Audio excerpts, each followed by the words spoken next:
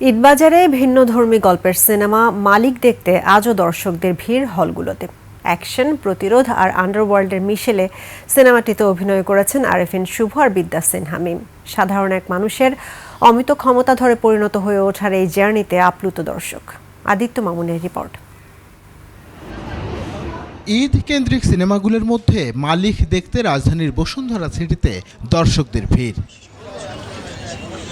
সিনেমাটি নিয়ে দর্শকদের উন্মাদনাও চোখে পড়ার মতো। কেজিএফ, রকি যা যা আছে, বাহুবলী সবগুলো হচ্ছে ব্লেন্ড। এটা আফটার লং টাইম আরিফিন শুভর মুভি আসছে, তার মধ্যে আবার একটু থ্রিলার আছে বা সাসপেন্স আছে, যে revenge has a new name.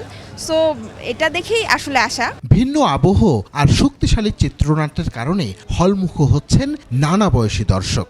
স্টোরিটা অনেক ইউনিক ছিল, ভালো লেগেছে। সুপার ডুপার রোমান্টিক সিনও ছিল, গানগুলোও সুন্দর ছিল, ডিরেকশনও ভালো ছিল এবং আরিফিন শুভ ভাইয়ের অভিনয় অসাধারণ ছিল।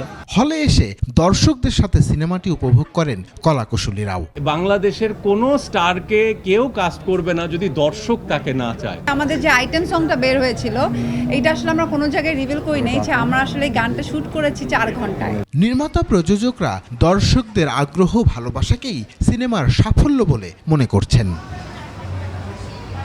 আদিত্য মামুন, 21 টেলিভিশন, ঢাকা।